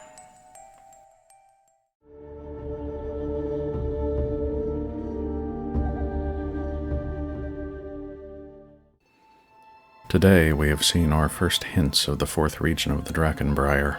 We came upon a large swathe of open ground with new growth barely clinging to life. The twisting briars there seem to rise almost painfully out of fallen ash or creep sinuously over dark basalt. Yet we are by no means clear of the twisting forest just yet. The landscape is becoming a curious patchwork of primeval woodlands and barren open ground. As we proceed deeper into the biome, it seems as though the patches of forest are becoming smaller and more sparse as the open ground grows ever more prevalent. This might be for the best, as these woods are not lacking in worrisome occupants. The gravity is quite low this far into the biome, and some of the resident arthropods have become troubling in their size. Earlier this morning, I happened to see something that looked like a cross between a cricket and an assassin bug. It had the air of a patient predator, and I could just make out the piercing beak tucked away beneath its body. More disturbing still was the thing we encountered a little later on in one of the more undisturbed patches of forest. It looked vaguely like an orbatid mite, but while those creatures are microscopic, this arachnid had grown nearly as tall as a person. We kept our distance, and thankfully it did not seem at all interested in us. For the moment, we've camped in a relatively small patch of relatively young forest. Trees enough for concealment, but not so tall as to leave us in the gloom. We do still have the occasional arthropod for company, but only creatures of relatively modest size thus far. Toby, Jack, and Scrimshaw have gone to reconnoiter and hopefully find a proper path to the furthest outpost of the Drakenbriar. This has left Charlotte and myself to see what we can do with our current provisions. She took the opportunity to ask me why I was actually here. I feigned innocence for a moment or two, but couldn't resist a faint smile. Not surprisingly, she was undeceived by my poor attempt at humor. After a quick look over our surroundings to confirm the others hadn't yet returned, I told her the tale that has inspired me to come to this hellish place. This is a story with several retellings. It was likely old even when the Oddvar tales were first written. Though there are a number of variations, a few themes remain more or less constant. A warrior of some sort or another enters the Hell of Thorns. He is seeking an unusual treasure, a fruit with superlative healing properties. He was driven on this quest by the peril of somebody close to him. Depending on the precise version, it might be his bride, or his child, or his brother, but it is always somebody important. He enters the thorns at twilight beneath a cloud of ash, searching deep within the nightmarish realm. When at last he finds the fruit he has sought, it is growing from a particularly large and vicious example of the butcher briar. Moreover, it is being guarded by some manner of horrible creature. Some accounts describe it as an abnormally large lindworm, while others depict a particularly vicious wyvern. The version that is likely to be the oldest simply describes it as a primordial monster worse than all other creatures. Naturally, our would-be hero fights this creature. He wounds it and is wounded in turn. The bite is venomous, and he begins to feel the poison's effects even as the monster is driven away, at least for a time. As he wonders if he will live long enough to bring the fruit back to his compatriot, he notices something unusual happening to the surrounding vegetation. The monster's blood was spilled, and some was scattered onto the twisting, thorny stems. Wherever a drop of blood has landed, strange red foliage begins to bloom. The hero, presumably acting upon instinct, uses some of this crimson growth on his wound and finds it is an antidote to the poison. He proceeds to pluck the fruit and hurries back to his stronghold. His beloved is revived and all seems to be well. In a couple of versions, the story continues with a curious addendum. The hero tries to bring the fruit back to other settlements to share its healing properties with other people. However, it has rotted away to dust by the time he arrives, much to his dismay. Now here's the particularly curious thing about this story. The fruit is an obvious impossibility. The Butcherbriar is a lycophyte, like most plants within the Drakenbriar. Thus far, not a single variety of proper flowering plant has been found growing within the Hell of Thorns. Lycophytes do not produce fruits. They don't even produce seeds, reproducing instead by spores. This incongruity would have been patently obvious to the people living within the Drakenbriar, which leaves us with quite the mystery. What exactly could this fruit have possibly been? A more unsettling mystery would be just what manner of monster might be lurking among the thorns guarding this strange secret. When the others returned, we continued onward through the patch of forest. Oddly enough, it didn't give way to open country. Instead, the trees simply grew increasingly contorted.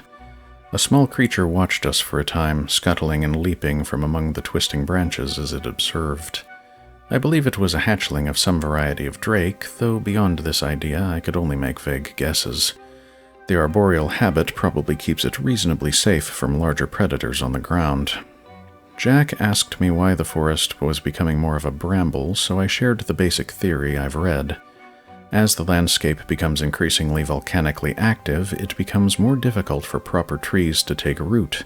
There simply isn't enough time between disruptions to foster the growth of the more conventional sorts of large plant. However, due to the regular ash falls, the soil is rather fertile, so anything that does grow can grow remarkably fast. In addition, with gravity being much reduced, both plants and animals are able to grow to considerable size without worrying about conventional weight issues. The plants don't need quite as much internal support. Their cell walls don't need to be quite so thick, so they can spring up practically overnight. Thus, the plants that thrive here are the creeping opportunists, the briars and brambles that are able to grow very rapidly and spread out over wide areas. The thorns appear to be a mechanical defense to dissuade undue amounts of browsing. After all, the tissues themselves are relatively soft as they grow rapidly and lack any serious reinforcement. The thorns, then, are something of a countermeasure to this palatability. Most likely they are also rather toxic, but everything is poisonous here, and I'm sure the local fauna have adapted to metabolize most of these poisons. It was at this point that Jack asked me about the most infamous of the plants here, commonly known as the Butcherbriar. It is found only in the deepest regions, where we are ultimately headed to. I shared all I know of the plant and its disturbing natural history. The Butcherbriar is a singularly aggressive variety of lycophyte. The form is generally a leafless bramble with dark, contorted stems. The only consistent features are the thorns, which are actually modified microphyls. As a lycophyte, the Butcherbriar has neither flower nor fruit. There are isolated reports of uneven red foliage on some of the branches, but these are most likely epiphytic growths. This singular plant has taken tenacity to an extreme, as is necessary in its native environment. At the edge of the explored Drakenbriar, the climate becomes remarkably hostile. There are numerous patches of scorched earth, and the sky is increasingly veiled by heavy clouds of ash. The air reeks of sulfur, and the ground trembles underfoot. In answer to the increasingly hellish environment, one finds the Butcherbriar. Instead of the more conventional tree lycophytes of the twisted forests, this species forms dense thickets of contorted brambles. The plant's thorns are particularly impressive, being both sharp and sturdy. These thorns also tend to be quite large, with a few rare examples exceeding 3 feet in length. More conventional dimensions range between 2 and 7 inches. This aggressive form of vegetation forms the basis of the local ecology. No surprise the region is most often referred to as the Hell of Thorns. Despite its hazards, this hellish place serves as the winter home for many of the largest and most dangerous draconid species. They have an unusual adaptation to cope with the omnipresent thorns. At the start of every summer, most draconids shed their skin. They migrate into the twisting forest to hunt and forage. In some cases, as with the wyverns, they venture as far as the high plateau. Their summer scales are relatively thin and lightweight, granting an appreciable degree of agility and freedom of motion. If they were to venture back into their winter home in this state, they would likely end up badly wounded. As summer progresses, this new skin steadily thickens and toughens. By the time autumn descends, it has hardened into nothing less than heavy armor. This armor is sufficient to protect against the thorns, allowing the creatures to hibernate safely in the relative warmth of this extreme environment. We have had a couple of memorable encounters today. The first was with a particularly large arachnid species. I've heard it referred to as the Grave Warden spider, though there are very few accounts of it. The creature was nearly as tall as we were and seemed quite aggressive. Thankfully, Charlotte made short work of the thing with her vorpal blade. Only Toby and myself have seen her wield that weapon before. Both Jack and Scrimshaw seemed quite taken aback. I wonder if Jack might have fallen in love, actually, but that is another matter. Scrimshaw was quick to approach the corpse, hastily cutting the fangs off to keep them. As he did so, he explained to me that he was something of a collector, and that was what had brought him to this biome in the first place. As he worked away at the tough exoskeleton, I began working on a somewhat different dissection. The venom of such a beast would fetch a good price with a number of researchers back home, and I wouldn't mind saving a sample or two for myself. So I sought out the poison glands and accompanying ducts and sacs, and was able to collect most of that precious material. I couldn't help but notice the ichor had a deep reddish pigmentation about it, suggesting something akin to hemoglobin. This piqued my curiosity, and so I moved on to the creature's underside. In many spiders there is a ventral orifice that leads into a set of simple book lungs.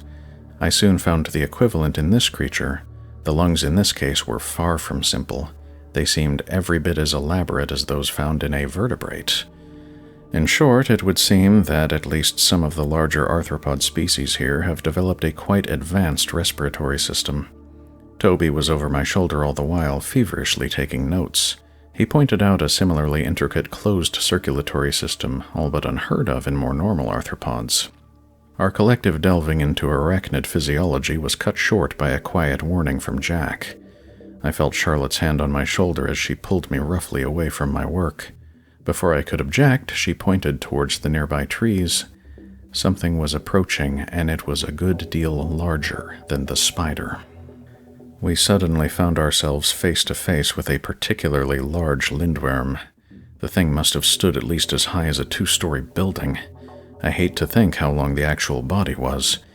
It regarded us briefly as we backed away from the spider's corpse. Then, without the least hesitation, it lowered its head and began devouring the spider. I watched for a moment or two as the sturdy front legs tore effortlessly through the armored hide of the creature. The jaws ripped away chunks of steaming viscera with sickening, wet, tearing sounds. Charlotte was kind enough to take my hand and pull me away. All 5 of us retreated as quietly as we could, taking advantage of this distracting meal to make our escape. So far as I'm aware, we haven't been followed, but we are all on edge.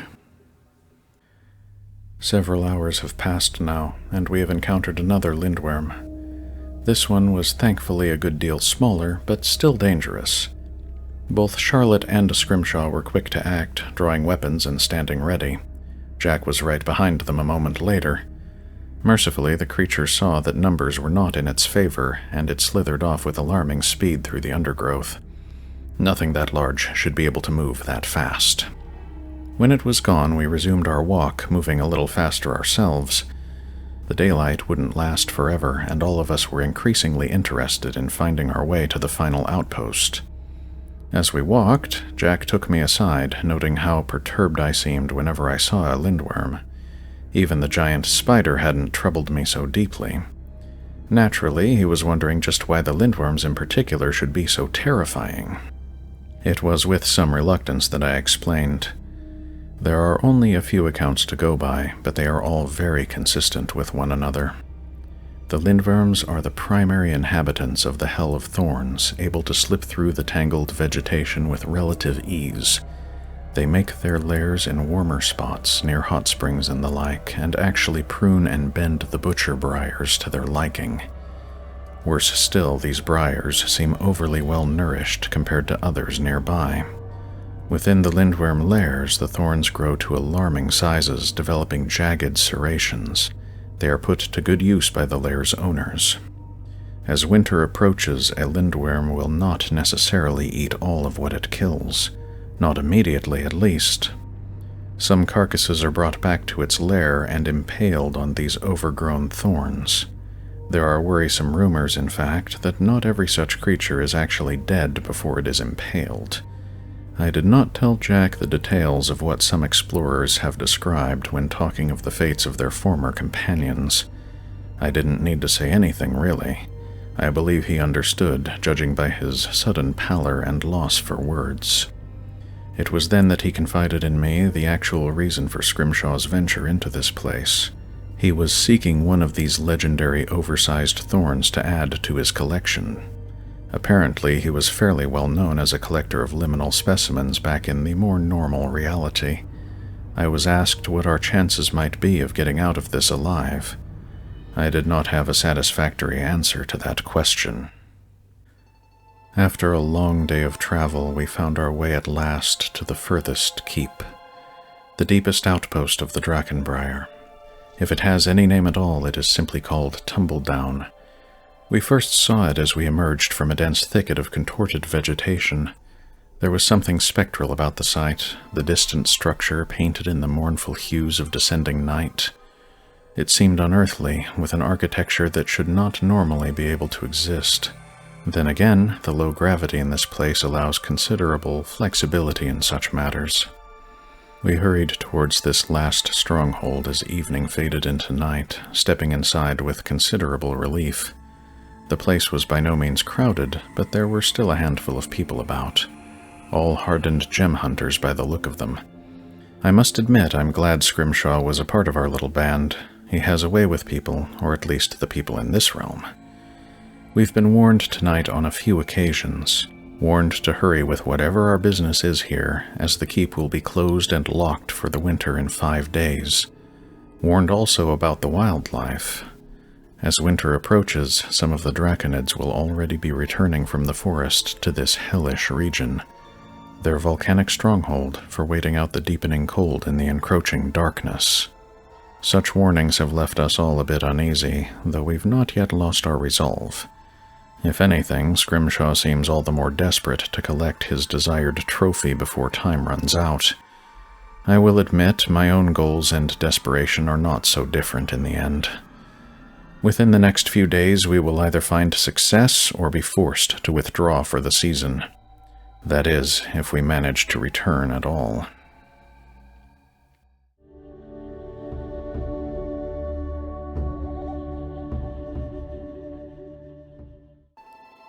It is one thing to hear about a place or read about it. It is quite another to see it firsthand. I studied the Drakenbriar before embarking on this venture, and I studied this hellish region with special attention. The Hell of Thorns may be a dramatic name, but it is well earned. Even so, the locals we've met have mostly referred to this place as the Briarlands. We set out early in the morning, just as dawn was breaking over this desolate landscape. We've moved with considerable speed given the terrain, using paths worn down by the many gem hunters over the years. Or perhaps the paths were worn by more bestial things. It doesn't bear thinking about too deeply. Today is not a day for lengthy entries or prolonged musings. No more fables, no more tales, no more legends. Just 5 lost fools and the quest we've set ourselves. The fog has been heavy all morning, giving way to scattered rain this afternoon. We passed by a pair of lindworms, or at least they seemed to be lindworms of some variety or another. The group appears to be far more diverse than I'd originally been led to believe.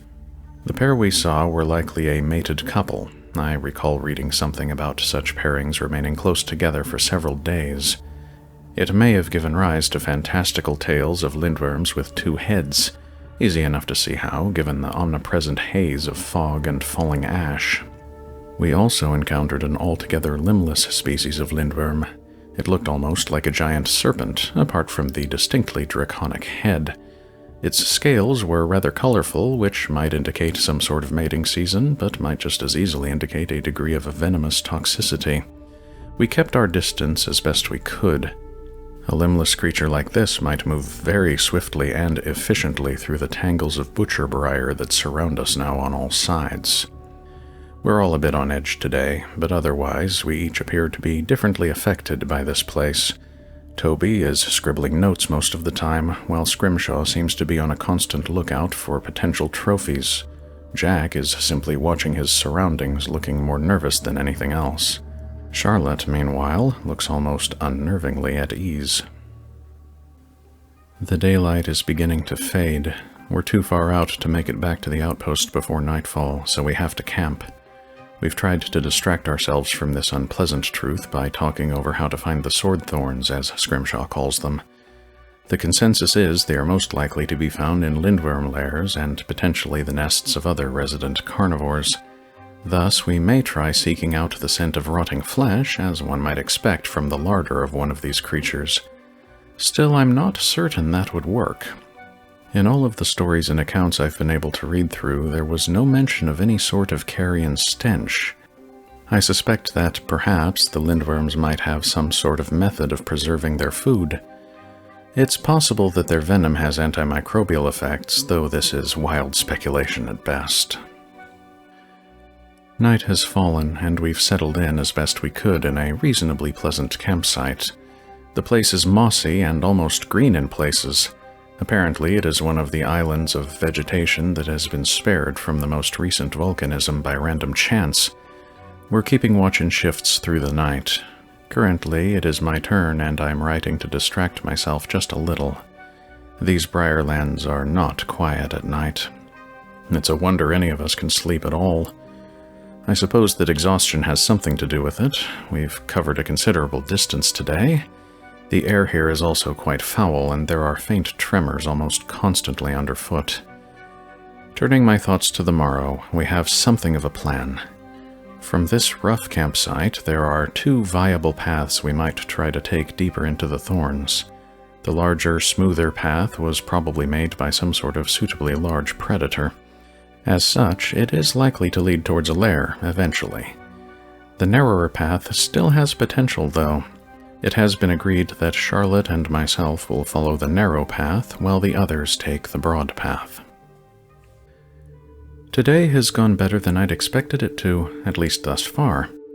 We parted ways in the early morning light, and Charlotte and I began making our way down the narrow, winding path. It didn't take all that long before we happened upon a patch of strange red growths emerging from the otherwise grim vegetation, a decided contrast to the sparse, rust-hued epiphytes we've seen elsewhere. A closer look revealed something akin to the brooms sometimes seen on plants in more normal reality. Most likely, these were induced by some sort of fungal infection in the plant. The vivid scarlet hue was a perfect match to what I'd read about in the old fable. I harvested several samples while Charlotte was kind enough to keep watch. Encouraged by this development, we pressed deeper into the biome, coming quite near to the edge of the habitable zone, I think. The ground here trembles quite alarmingly, and the air is all but unbreathable. We've kept clear of low places, as they're likely to hold pockets of carbon dioxide and other dangerous gases. The telltale glimmer of pale bones beneath the briars serves as a grim warning in this regard. Still, despite the hazards, our persistence has been rewarded. We found a series of strange, rounded growths on some of the briars. The plants themselves seem a bit malnourished, with thin, gangly stems. This might be due to some sort of nutrient draining to support these growths. Then again, it might just as easily be due to the sheer hostility of the environment here. Regardless, I believe the mystery of the fabled fruit might have been solved. These rounded forms are not actually fruits, of course. Instead, they are galls. Most likely, they were formed by the actions of gall wasps, like the curious wasp I encountered back in the forest a few days ago. Naturally, I will collect as many samples as I can safely carry. Something is wrong. Charlotte claims she heard a scream some distance off. It came from the direction the others in our group would have traveled in. It's time to move. To say that today has been difficult would be a gross understatement. We followed the distant cries until even I could clearly make them out. We met up with the trio quite close to the campsite we'd left earlier this morning. They were in rough shape, to put it mildly. We didn't have a chance to speak before their pursuer came into view. It was a monstrous thing with a passing resemblance to an overgrown drake. This behemoth was older, though, more reptilian, more primitive.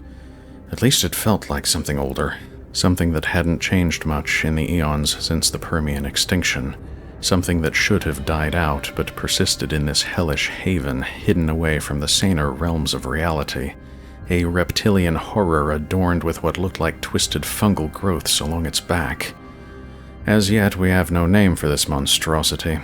I'm not sure anybody else who encountered it has survived yet to tell the tale. If it wasn't for Charlotte's timely intervention, we'd most likely be dead. Even her skill with the Vorpal blade was just enough to fend the creature off. She wounded it, but not deeply. Just enough to discourage it, or so it would appear. While I am relieved to still be alive after such an encounter, we are by no means out of trouble just yet. Jack has been wounded rather badly, while Scrimshaw has a few shallow scrapes. Even these could prove lethal, though, as it would appear that the monster is highly venomous. Such is the case with most creatures in this accursed place. For the moment, our priority is getting back to the outpost with all haste. It is night now. Beyond that, I'm not sure how much time has passed. We made it back to the old castle somehow. The low gravity helped a great deal. Still, by the time we arrived, Jack was looking quite ill. Scrimshaw was starting to fade as well. Taking a cue from the old fable, I set about treating their wounds with some of the scarlet foliage I'd taken from the briars. That seemed to stabilize them, apparently serving as an antitoxin to the monster's venom. Indeed, Scrimshaw's health was largely restored within an hour after treatment. In the course of my ministrations, I was able to learn more of just what had happened. To be brief, the trio had found the lair they were searching for. None of them would say just what the place looked like, and it might be for the best that I haven't seen such a place firsthand. The most any would tell was that the thorns were remarkably overgrown, and their adornments were just as one might expect. The lair appeared to be unoccupied at the time, so the group set to work. For his part, Scrimshaw was able to collect several of the largest, most impressive thorns, though it did apparently take a bit of time and effort. As for Toby, he took samples of some of the things impaled on those thorns. Apparently their mood was fairly good at the time, and they were conversing perhaps a little too loudly. The owner of the lair was not in fact absent, it was merely sleeping, and it turned out to be a light sleeper. When it attacked, only Jack's quick intervention saved Toby's life. Even then, he did little more than push the man aside, and was wounded deeply for his trouble.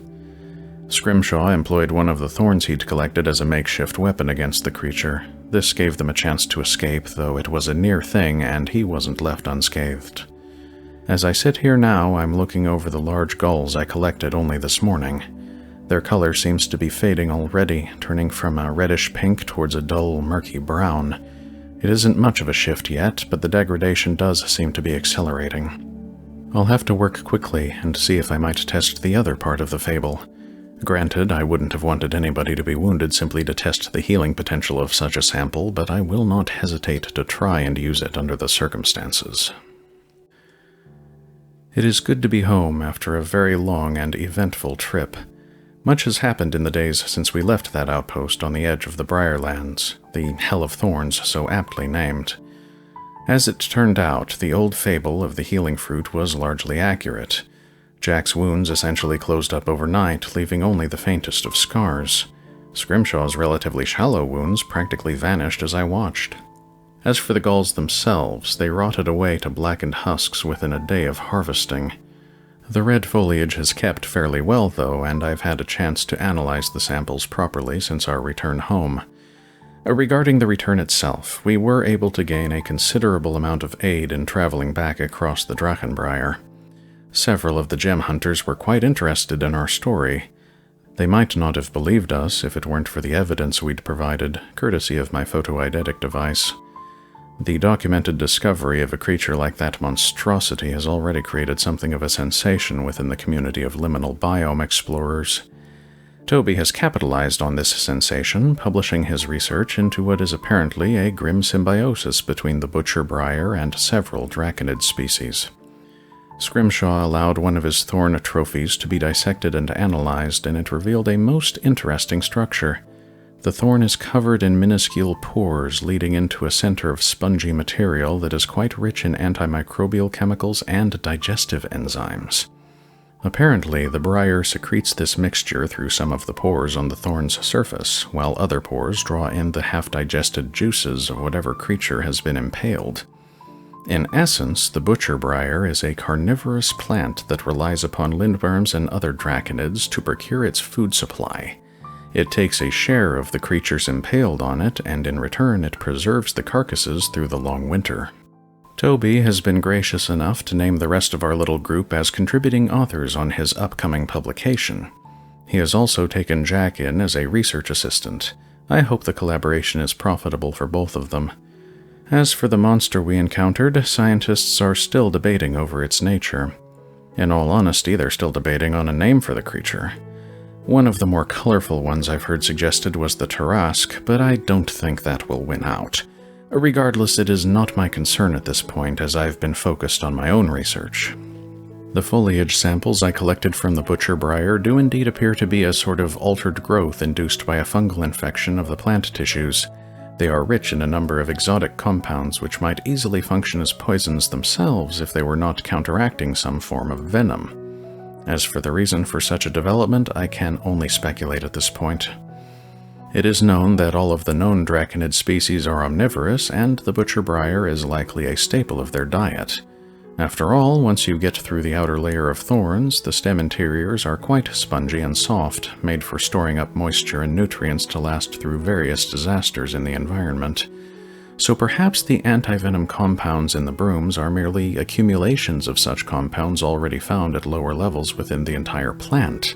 After all, draconid venom appears to work against cellular structures found in both animals and plants, so maybe these compounds are a defense against the plant being poisoned whenever a part of it is eaten. The accumulation might just be a side effect of the infection. That, or perhaps the fungus produces these compounds and is tolerated as a parasite because of this biochemical benefit.